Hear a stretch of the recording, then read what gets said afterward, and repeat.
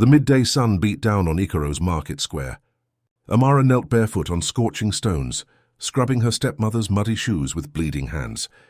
The smell of hot dust and shame filled her lungs. Scrub until they shine like my reputation, spotless. Zola pressed her foot down harder. Or tonight you sleep with the goats. Blood drops stained the white shoelace. Zola's gold anklet glinted mockingly. Have you ever been invisible in your own home? These touching stories, these real-life stories from African stories, remind us what resilience truly costs. What happened when a secret prince witnessed her pain will change everything you think about justice and worth. But someone in the crowd was watching. Someone who could change everything. A figure in a brown cloak stood by the pepper stall, jaw clenched, fists tight. Everything was about to shift. 3 years ago, Amara had a different life. Her father, Obi, was Ikoro's finest carpenter. The smell of sawdust and kindness filled their home. He taught her to read from his woodwork ledgers, showed her how to weave baskets in the evenings. Then the river fever took him. Amara was 15 when her father died. Her mother, Adana, had died giving birth to her. Now she was alone, except she wasn't alone. Zola was there. Stepmother Zola had married Obi 8 months before his death. She brought 2 daughters, Kamara, 21, and Vane. Zaid, 19 and compliant. They moved into Obi's house like they owned it. Because after the funeral they did. The day after they buried Obi, Zola changed the locks. We need space for family now, Zola said, handing Amara a straw mat. The tool shed will do for you. Amara's father had left her one treasure, a bronze bracelet engraved with words she traced every night. Amara, my light, my legacy, you are worth more than rubies. Zola confiscated it a week after the funeral. Family heirlooms stay with blood family, Zola said, locking it in her wooden chest. You're just his charity case. Now at 18, Amara woke at 4 every morning to rooster calls and cold well water. Her hands stayed permanently cracked from lye soap. Red dust from the well path coated everything. Her skin, her clothes, her sleeping mat. It became the color of her existence. She ate leftovers standing in the kitchen corner. She slept in a shed that smelled of rust and old rope. This morning's humiliation in the market wasn't new. It was simply public. The crowd had dispersed after Zola forced Amara to apologize for a theft she didn't commit. But the damage lingered. Whispers followed Amara as she carried the untouched fabric back home. Poor girl. Her father would weep. What man would marry a thief? Death follows that one. Her mother died birthing her. Her father died after the stepmother arrived. Amara bit her lip until it bled. The injustice burned, but she'd learned. Speaking up only made things worse. Back at the compound, Kamara was lounging in the courtyard, painting her nails with imported polish. She didn't look up. Mother says you're making my wedding baskets, Kamara said. Don't embarrass us. Amara nodded silently. And stay away from the main house today. We're having guests. Can't have you looking pathetic in front of important people. Sade giggled from the doorway. Amara retreated to her shed. Inside, the heat was suffocating. She pulled out the raffia grass she'd been collecting for weeks. 12 ceremonial baskets, the Igbo custom for brides in Ikoro. Normally, 3 skilled women spent 2 months weaving 12 baskets. Intricate patterns. Gold threading at the borders. Each basket represented a virtue. Patience, diligence, faithfulness, wisdom. Zola had given Amara 8 weeks, alone, while maintaining every household chore. Fail, Zola had said 3 days ago, and I'll send you to the chromite mines outside the village. The mines. Where girls went and never returned. Brutal labor, dangerous conditions. It wasn't an empty threat. Amara had 6 weeks left. 5 baskets remained unfinished. Her fingers were already bleeding from the rough raffia. But she picked up the grass and began to weave. Each knot was defiance. Each pattern was proof. They could take her home, her father's bracelet, her dignity, but they couldn't take her skill. Outside, she heard Zola's laughter with her guests. Inside, Amara wove in silence. She whispered the prayer her mother had taught her father, the one he'd passed to her. Strength comes from stillness. Justice from patience. She didn't know if she believed it anymore, but it was all she had. That night, old Mama Yemi appeared at the shed door with wrapped cassava bread. Eat, child, the herb seller whispered. Your father once saved my son from drowning. Asked for nothing. Just said, we're all connected. I won't forget. Amara's eyes stung. Kindness felt foreign now. "Mama, I don't know how much longer I can endure this." Mama Yemi's weathered hand cupped Amara's cheek. "Endurance isn't the goal, child. Wisdom is. Watch, wait, your moment will come." "When? When will justice come?" "Sooner than you think." Mama Yemi's eyes crinkled. "Strange days in Ikoro. They say Prince Adeyemi walks among us disguised as a commoner, searching for a bride of true character, not beauty or wealth." Amara managed a bitter smile. "Princes don't marry shed-dwellers, Mama. Perhaps princes see what others miss." The old woman squeezed her hand. "Keep weaving, Amara. Every basket is a prayer. Someone is listening." After Mama Yemi left, Amara returned to her work. Her fingers moved mechanically, creating beauty from pain. She didn't see the figure in the brown cloak who'd followed her from the market. Didn't know he'd been watching her house for 3 days. Didn't know he'd made a decision. In the shadows beyond the compound wall, Prince Adeyemi of the eastern provinces removed his hood.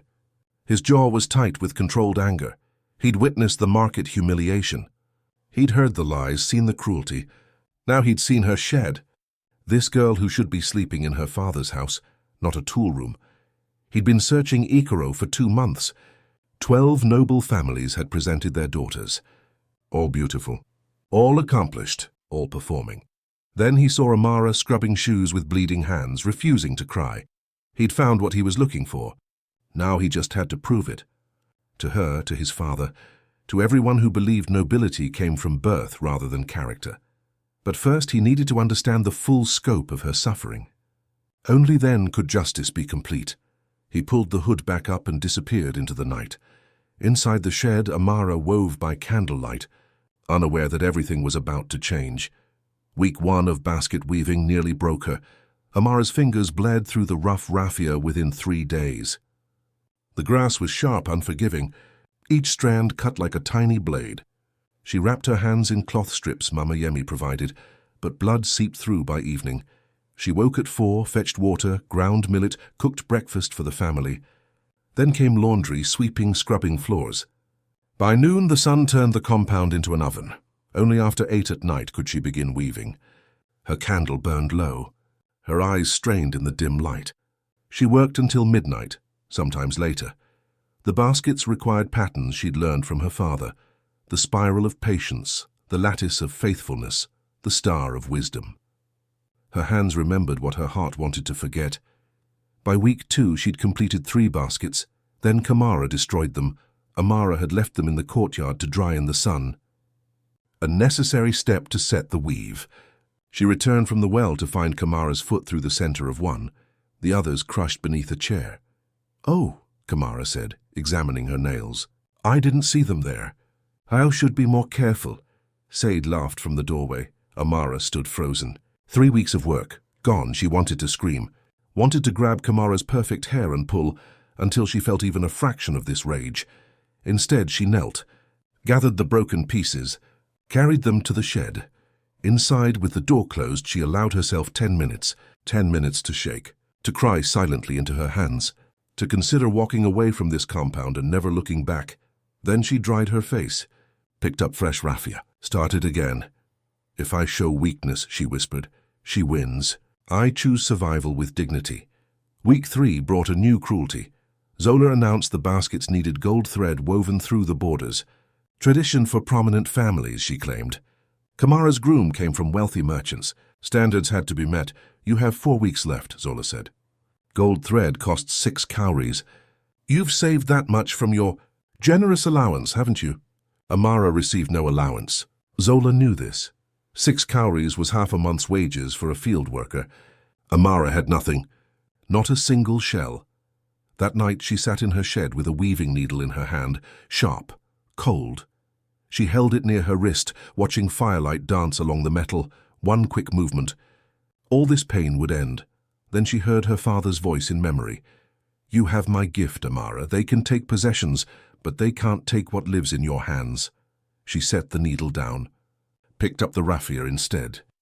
Week 4, dawn broke with Amara collapsed by the well. She'd been fetching water when darkness swallowed the edges of her vision. Her legs simply stopped working. She crumpled onto the red dust path, empty clay pot rolling away. Mama Yemi found her an hour later. The herb seller dragged Amara to her market stall. fed her bitter leaf soup, wrapped her bleeding hands in shea butter and clean cloth.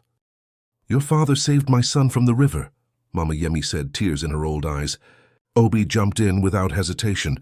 "Never asked for thanks. Just said we're all connected." She gripped Amara's shoulders. "You're starving yourself to death, child." "I don't have time to eat properly," Amara whispered. "If I fail these baskets, the mines." "I know." Mama Yemi's face hardened. "Zola's cruelty knows no bounds. But listen carefully, endurance isn't the goal, wisdom is. Your moment is coming. I don't see how— Then trust." Mama Yemi pressed a small leather pouch into Amara's palm. "Gold thread. From a friend who believes in you." Amara's hands trembled.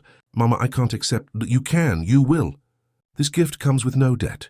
The old woman smiled mysteriously. "Besides, the friend who provided it considers it an investment in justice." "What friend?"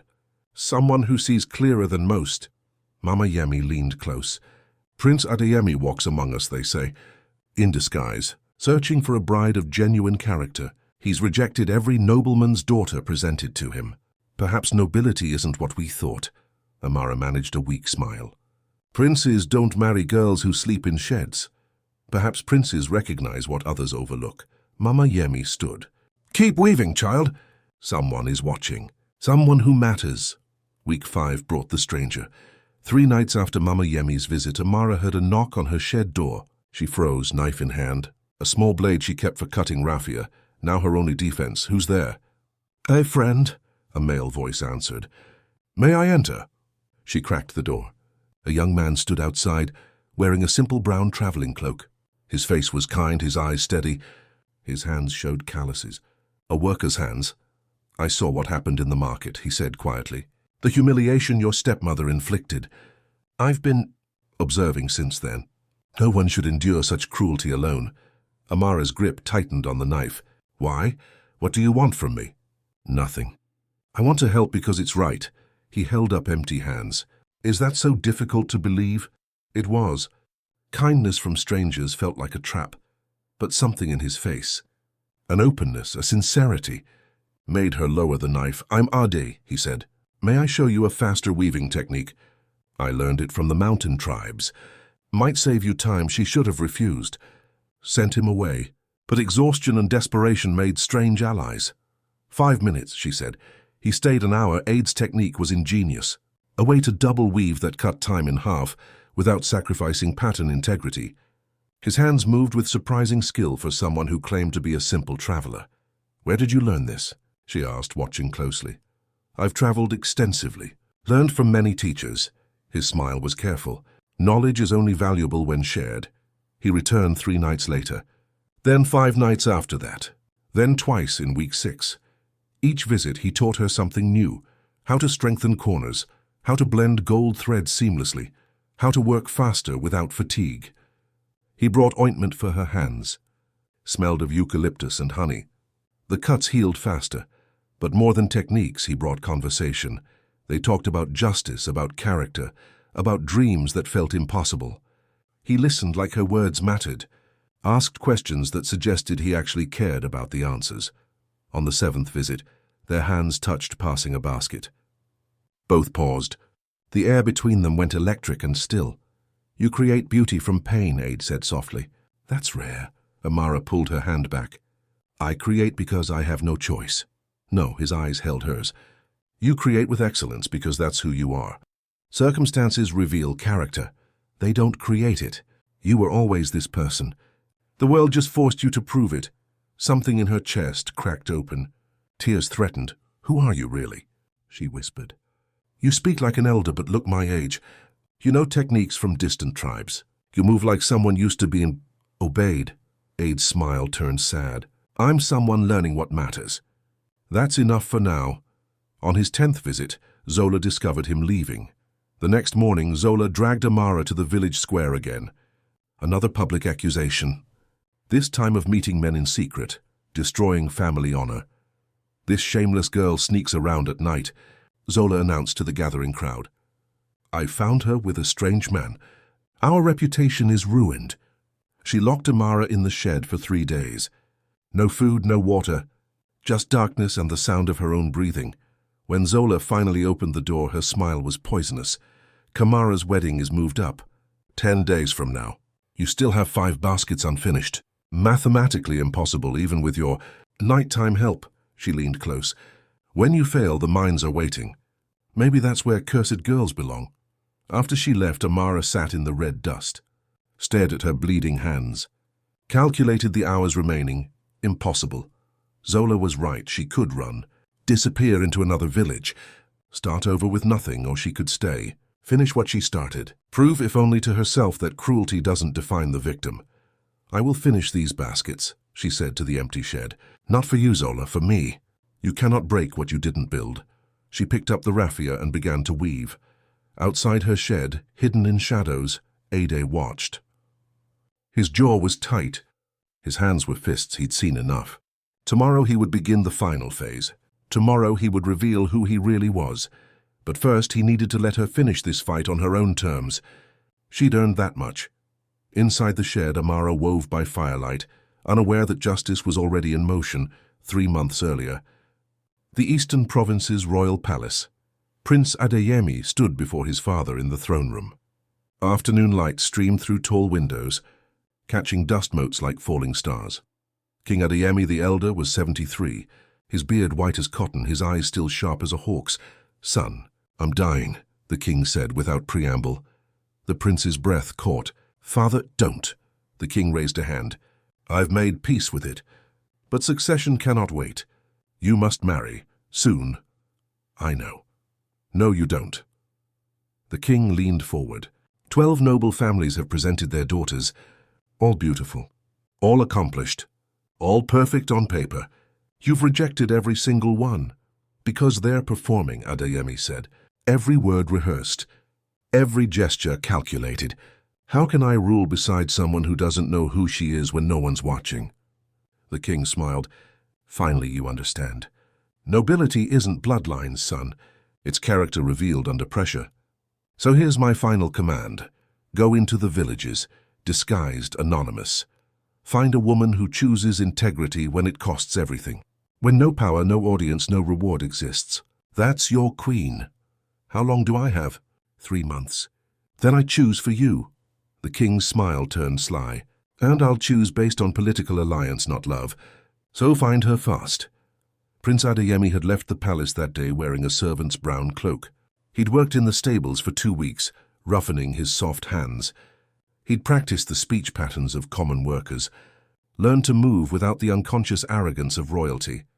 Then he'd begun walking from village to village, watching, listening, searching for someone who didn't know they were being tested. In Ikoro, he'd found her, present day. Night before the wedding. 2 in the morning. Amara placed the final stitch in the 12th basket. Her hands shook so violently she could barely tie off the gold thread. 6 weeks of work. 18-hour days.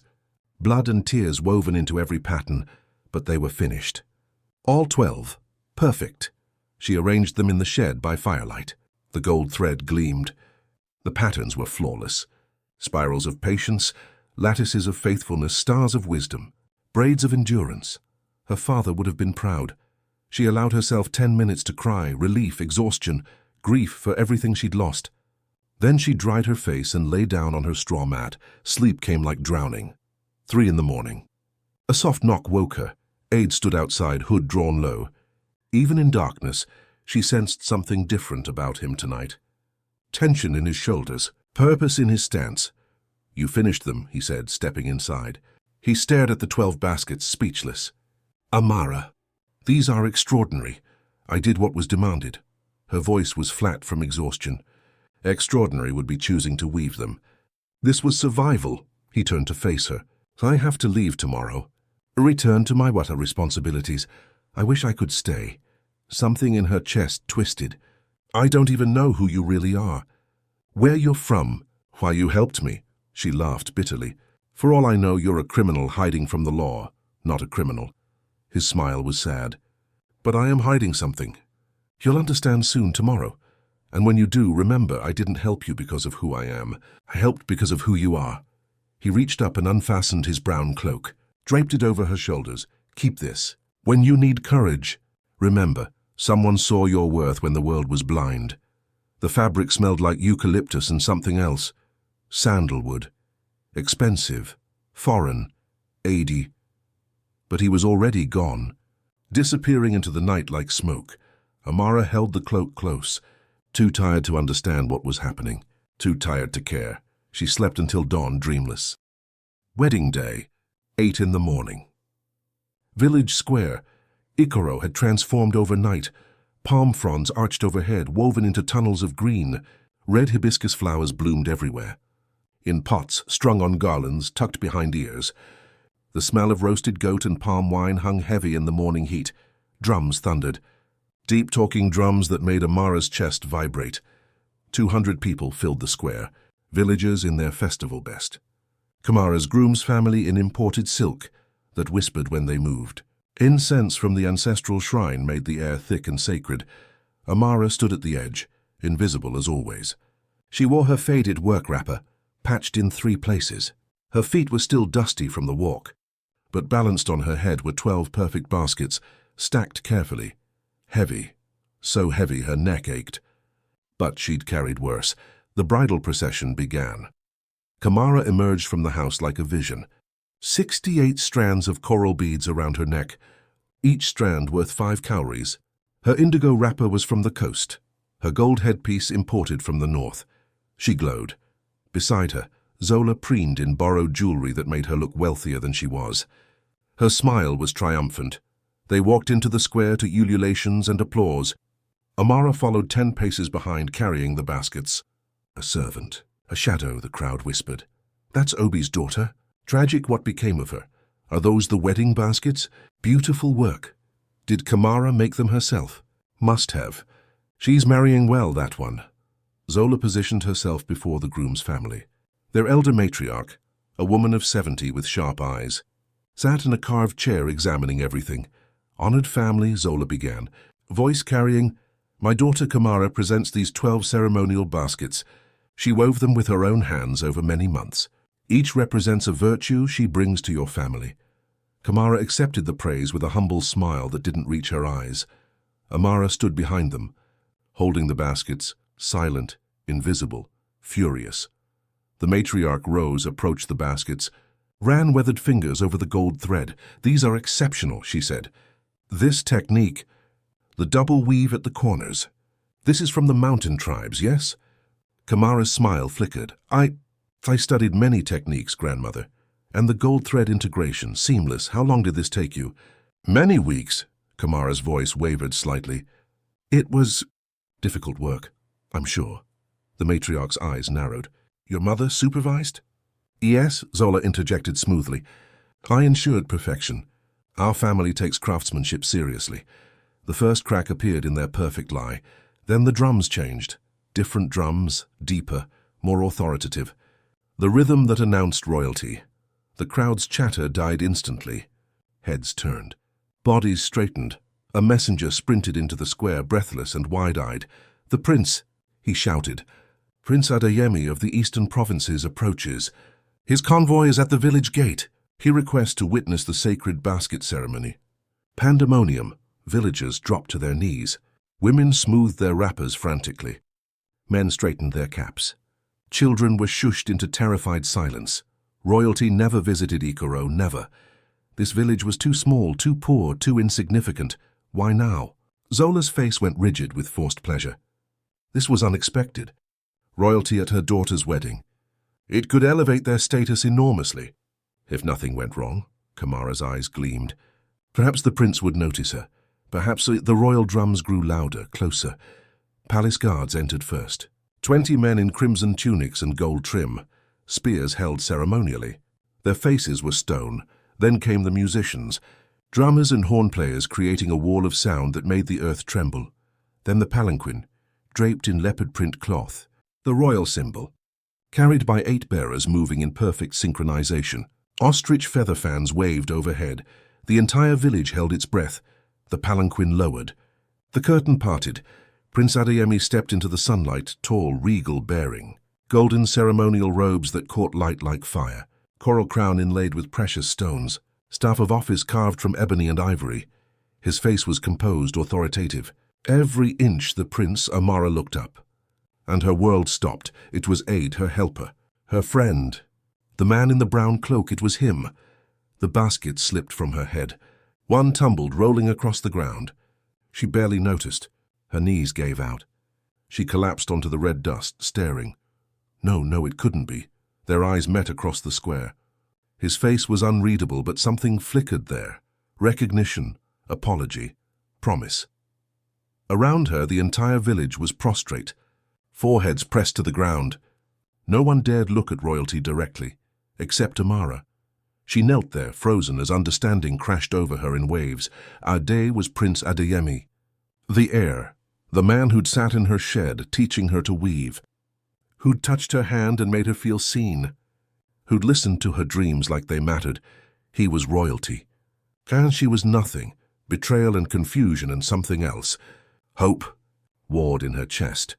The prince moved through the crowd with measured steps. His guards flanked him. The village elder scrambled forward, stuttering welcomes.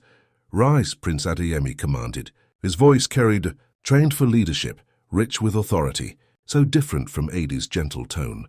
Yet the same. The crowd rose hesitantly, kept their eyes lowered. "People of Ikoro," the prince said, "I am Prince Adeyemi, son of King Adeyemi the Elder, heir to the eastern provinces." Murmurs rippled through the crowd. Everyone knew the royal lineage, but hearing it spoken aloud was different, powerful. "For the past 2 months," he continued, "I have walked among you in disguise, a simple traveler named Ade. My father tasked me with finding a bride, not through arrangement or dowry, but through observation. I needed to witness true character when people believed no one of importance was watching." Gasps. Whispers exploded into shocked chatter, quickly silenced by the guards. Zola's face went pale beneath her makeup. Her smile froze. Kamara looked confused, then calculating. If the prince was searching for a bride, if he'd been watching. Perhaps he'd seen her beauty, her grace. The prince's eyes swept the crowd, landed on Amara, still kneeling in the dust, clutching his brown cloak that she'd worn here without thinking. "I have seen kindness and cruelty," he said, "integrity and deception, strength and cowardice, and I have found what I was seeking." He moved toward the wedding display, toward the 12 baskets, 11 still stacked, one on its side. "Congratulations on your marriage, Kamara," he said smoothly. "These baskets are truly magnificent." Kamara's smile bloomed. "Thank you, Your Highness. I'm honored." "Tell me," the prince interrupted, "how long did they take you to create?" "A trap." Amara saw it. "The crowd didn't." "Many weeks, Your Highness. It was difficult work, I'm sure. The gold thread technique is particularly impressive. Where did you learn it?" Kamara faltered. From traders. And my mother supervised—" The prince turned to Zola. "Madam, you supervised the weaving." Zola saw the path to glory. "Yes, Your Highness. I ensured my daughter created perfection. Our family takes craftsmanship seriously. We have standards." "Interesting," the prince said softly, "because I watched these baskets being made. Every single one at night, in a tool shed behind your house." The crowd's gasp was audible, sharp, collective. Zola's face drained of color. The prince turned, gestured to Amara. "You girl with my cloak, stand, come forward." Amara's legs shook as she rose. Dust covered her faded wrapper. Her hands were still bandaged, blood seeping through. She looked like exactly what she was. A servant, a nobody. She walked forward on trembling legs, aware of 200 pairs of eyes. She stopped 3 paces from the prince. Their eyes met. His was steady, calm, asking her to trust. "Tell everyone here," he said gently, "who made these baskets." Silence fell over the square like a dropped stone. 200 people held their breath, waited for Amara's answer. Her voice came out quiet but steady. "I did, Your Highness. All 12 baskets. Over 8 weeks. Working after my daily chores ended each night." She held up her hands. The bandages were stained red and yellow. "These are the proof. Raffia cuts. Gold thread stains. Blood under every fingernail," the crowd murmured. Some in sympathy, some in shock, some in growing anger at Zola. "Why were you weaving your stepsister's ceremonial baskets?" the prince asked, though he clearly knew. "Because I was commanded to, Your Highness." Amara's voice grew stronger. "I was told if I didn't complete them perfectly, I would be sent to the chromite mines." Gasps rippled through the crowd. "The mines were brutal. Everyone knew girls who'd gone there and never returned. And did anyone, Kamara Zola Sade, help you? No, Your Highness. Amara met his eyes. Kamara destroyed 4 finished baskets in week 3. I started over. Kamara's face went red, then white. She looked at the ground. Lies. Zola's voice cracked like a whip. Your Highness, this girl has always been a liar. A thief. She stepped forward, desperation making her bold. Foolish. 3 months ago in this very market, she stole money from my purse. Ask the merchant Baba Kofi. Zola gestured to 2 women standing nearby. Her friends, both of whom she'd lent money to recently. Both obligated. The women stepped forward reluctantly. We saw her steal, the first one said, not meeting anyone's eyes. She meets men in secret, the second added. Destroys family honor. Zola's confidence returned. She addressed the crowd now, building her case. Your Highness, this girl is cursed. Her mother died giving birth to her. That's bad omen. Her father died within a year of my arrival. Death follows her. Our village elders know this. She brings misfortune wherever she goes. Some of the older villagers nodded. Superstition ran deep in Ikoro. Would you bring such darkness near your royal house? Zola's voice rose. I tried to help her. Gave her shelter, food, work. This is how she repays me. With lies before royalty. The stakes had escalated. If Amara was proven a thief and a curse before the prince, she faced exile. Or worse, Amara felt the crowd's doubt, saw people she'd known her whole life, looking at her with suspicion. The weight of Zola's lies threatened to crush her, but she stood straight. I have never stolen anything, Your Highness. I have been treated as a servant in my own father's house. But I kept my integrity. That's all I have left. The prince raised his hand. Silence fell again. These are serious accusations, he said calmly. Let us examine them properly. With witnesses. With evidence. He gestured to his guards. One stepped forward, brought out a small stool. The prince motioned for someone in the crowd. Mama Yemi, elder of Ikoro, come forward. The old herb seller approached, moving slowly but with dignity. She bowed. Elder, you have lived in Ikoro for 60 years. You knew Amara's father Obi. Speak truth before these witnesses and before the ancestors. Mama Yemi's voice was clear and strong. Obi was the most honest man in this village, Your Highness. When my son nearly drowned in the river, Obi jumped in without hesitation, saved his life, asked for nothing, not even thanks. Just said, we're all connected. She turned to look at Amara. This girl is his image. Same heart, same hands that create beauty from pain. Then she looked at Zola. The pause was long, heavy. Zola arrived with ambition, not love. She married Obi for security. After he died, she erased Amara from her own home. I've watched it happen. Watched this child work herself to bleeding. Watched her starve while her stepsisters feast. I stayed silent too long, her voice broke. For that, I'm ashamed. The crowd shifted. Uncomfortable. Many had also stayed silent. Thank you, Elder. The prince gestured to his guard again. Bring forth the merchant Baba Kofi. The merchant came forward, sweating despite the morning coolness. He looked terrified. You accused this girl of theft 3 months ago, the prince said. Was it true? Baba Kofi's hands shook. Your Highness, no, it wasn't true. Zola's face went rigid. Zola told me to say it, Baba Kofi continued, words tumbling out. Threatened to take her business elsewhere if I didn't support her story. My family depends on her purchases. I am deeply ashamed. The girl never stole anything. I participated in a lie to protect my livelihood. The crowd erupted. Angry shouts. Zola tried to speak, but her voice was drowned out. The prince raised his hand again. Quiet returned, tense and electric. Amara, the prince said, you mentioned your father left you an inheritance. What was it? A bronze bracelet, Your Highness, engraved with his words to me.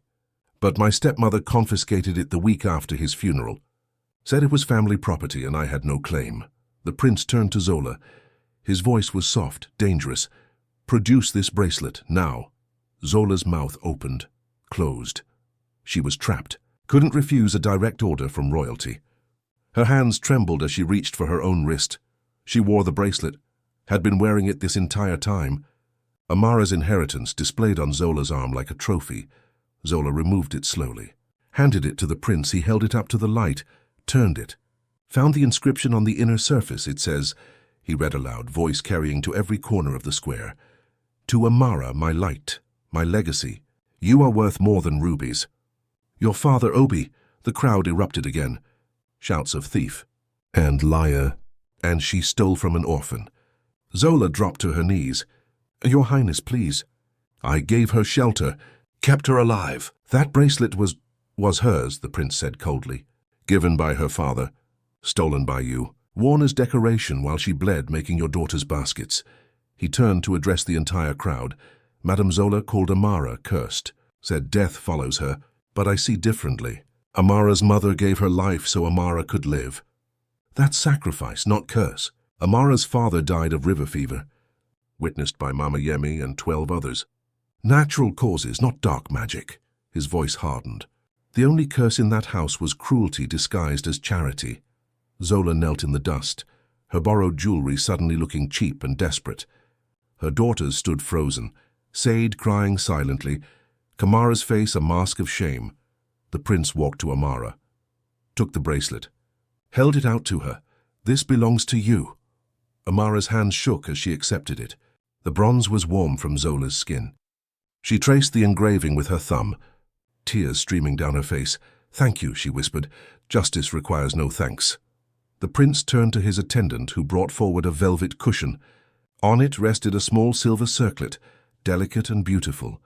In the eastern provinces, the prince said, we honor those who endure with grace, who choose integrity when it costs everything, who create excellence when mediocrity would be understandable. He lifted the circlet, approached Amara, who still knelt in her dusty wrapper, hands bandaged and bleeding. Amara, daughter of Obi. You are more noble than many born to thrones. He placed the circlet on her dust-covered head. You are worthy. The crowd exploded, cheering, ululation, dancing. Women wept. Men shouted approval. Children laughed and spun. Justice public, undeniable. Amara knelt there, wearing a silver circlet and a patched wrapper, holding her father's bracelet, unable to process what was happening. The prince offered his hand. She took it. He helped her stand. I came to Icaro seeking a bride, he said, voice carrying over the noise. I found her in the least likely place, a tool shed, weaving beauty from pain. The crowd went silent again, hanging on every word. Amara, I watched you choose dignity when the world offered bitterness. I watched you create excellence when giving up would have been understandable. I watched you forgive when vengeance was justified. That is the partner I seek. He held both her hands now, public, deliberate.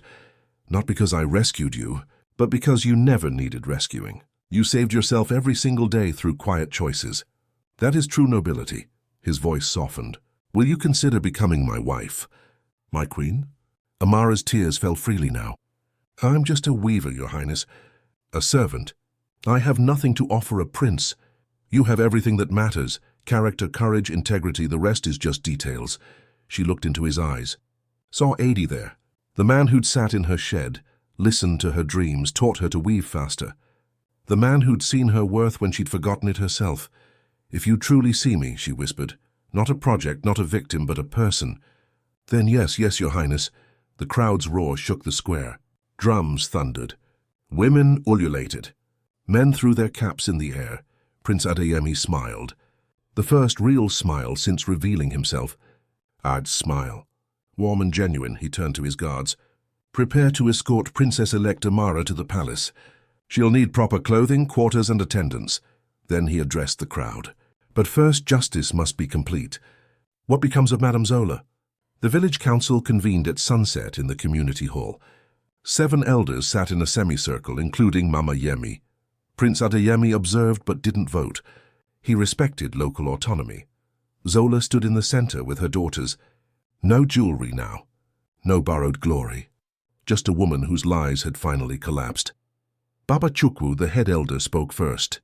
Zola Okafor, you have stolen from an orphan, forced her into servitude in her own father's house, publicly slandered her character with false accusations, threatened her with the chromite mines. What defense do you offer? Zola's voice came out small, broken. I was afraid. After my first husband abandoned me with 2 daughters, I was terrified of poverty, of being powerless again. When I married Obi, I saw security. When he died, I saw that security slipping away.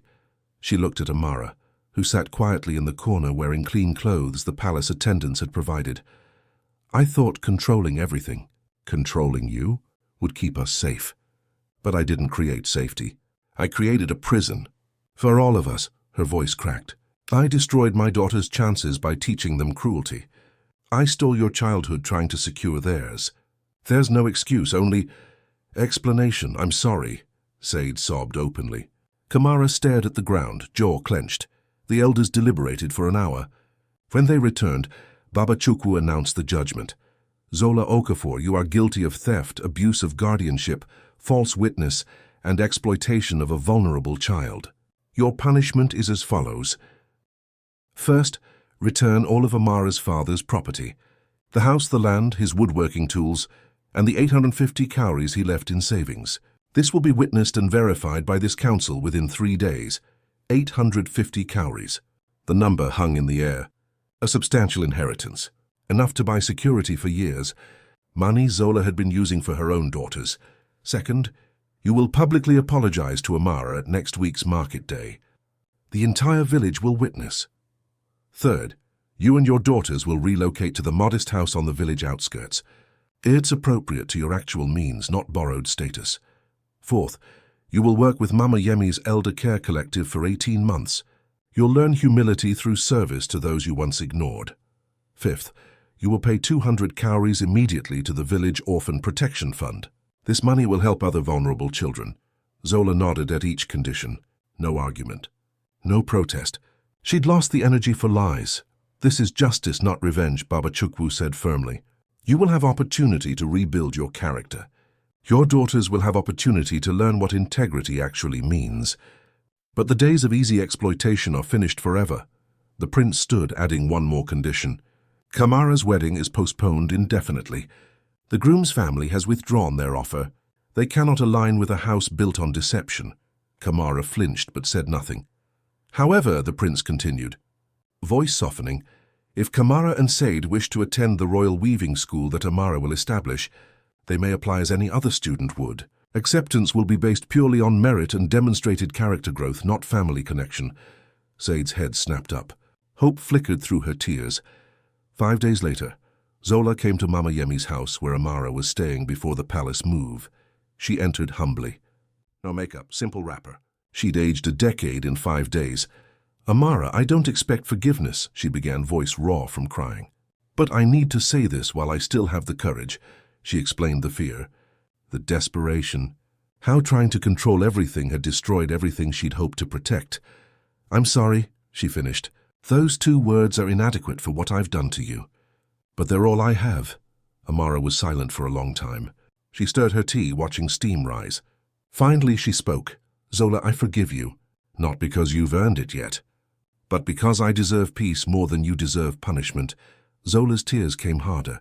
But understand this, Amara continued, voice gentle but firm. Forgiveness doesn't mean forgetting. It doesn't mean pretending the pain didn't happen or that we'll be family now. It means I choose to release my anger so it doesn't poison my future. And I'm also releasing you from my life. She met Zola's eyes. You will always be Kamara and Sadie's mother. I genuinely hope you rebuild those relationships with honesty. But you are not welcome in my new life. I wish you healing and growth. From a safe distance, Zola accepted this, nodded, left quietly without trying to argue or beg for more. After she'd gone, Mama Yemi squeezed Amara's shoulder. You handled that with wisdom well beyond your 18 years, child. I still feel angry sometimes, Mama. Is that wrong? Does that mean I haven't really forgiven her? Not at all. Forgiveness isn't a feeling that arrives and stays forever. It's a choice you make again and again, some days easier than others, until one day you realize the anger no longer owns you. You're allowed to still feel hurt. Just don't let it decide your actions going forward. 1 year later, Princess Amara stood in the Weaver's Sanctuary, a sun-filled workshop on the palace grounds. 60 girls sat at looms, their hands moving through patterns she'd taught them. She wore royal blue wrapper and her coral crown, but underneath her bangles, her father's bronze bracelet remained. She never removed it. She was 6 months pregnant. The child kicked gently as she moved through the room, guiding young hands through a difficult weave. Like this, she said, demonstrating. Patience in every thread. The girls watched with reverence. Many had come from situations like hers. Stepmothers, abusive guardians, orphaned and exploited. Now they learned trades, dignity, worth. Prince Adeyemi appeared in the doorway. He still carried the brown cloak sometimes, draped over his arm. A reminder to stay humble. He watched his wife teach, love evident in his smile. Their marriage had become legendary. The brown cloak wedding was now taught in schools as an example of character-based leadership. How true nobility recognizes worth regardless of circumstances. They ruled together, partners in power and purpose. Zola ran a small food stall in Ikoro market now. She sold bean cakes and fried plantain. Honest work, modest income. Some villagers had forgiven her. Others remained cold. She accepted both. She'd completed her 18 months with Mama Yemi's collective, learned what service actually meant. Her relationship with her daughters was slowly healing through honest, difficult conversations every week. She'd written 3 letters to Amara over the year. Amara had read them, but chose not to respond. The boundary held. Kamara married a yam farmer from a neighboring village. 2 children now. Life was quieter than she'd imagined, far from glamour. But motherhood was softening her pride, slowly teaching her what Zola never could. She sent gifts to Amara on festival days. Amara accepted them graciously, but maintained distance. Said thrived at the weaver's sanctuary. Now a senior instructor, she wore her bronze bracelet with earned pride. She was engaged to a palace guard captain, an honorable man who valued her growth over her past. Her loyalty to Amara was genuine now, proven through 3 years of consistent character. She'd become the closest thing Amara had to a sister. Trust rebuilt slowly, action by action, choice by choice. Mama Yemi, now honored as Elder of Wisdom by royal decree, still ran her herb stall. Idle hands are sad hands, she insisted. She visited the palace monthly. Amara called her grandmother. The title fit. The Bronze Bracelet Fund had graduated 120 young women in its first year. Each received vocational training, business skills, and literacy. Each walked away with a bronze bracelet engraved with words chosen by Amara. You are worth more than rubies. Structural change, one life at a time. As sunset painted the workshop golden, Amara gathered the girls. My mother told my father something he passed to me. Strength comes from stillness. Justice from patience. She smiled, hand on her belly. I would add, freedom comes from forgiveness. Not on their timeline, but yours. And worth? Worth is woven in, thread by thread, choice by choice, basket by basket. She held up her bracelet. It was there all along. I just needed to see it. This touching story from African Stories reminds us that real-life stories don't always move fast, but they always move forward. Amara's life story wasn't about a prince rescuing her. It was about her rescuing herself through quiet choices until the world finally saw what she already knew. What would you do in Amara's position? Have you experienced injustice that took time to resolve? Share your life stories in the comments. If you believe in stories where quiet strength defeats loud cruelty, where character outlasts privilege, subscribe. We share African folktales and touching stories of resilience every week. Next time, a blind musician is mocked at the king's court until his song reveals a prophecy that changes everything. The song that silenced a throne. Don't miss it. Remember, your worth is not determined by who refuses to see it,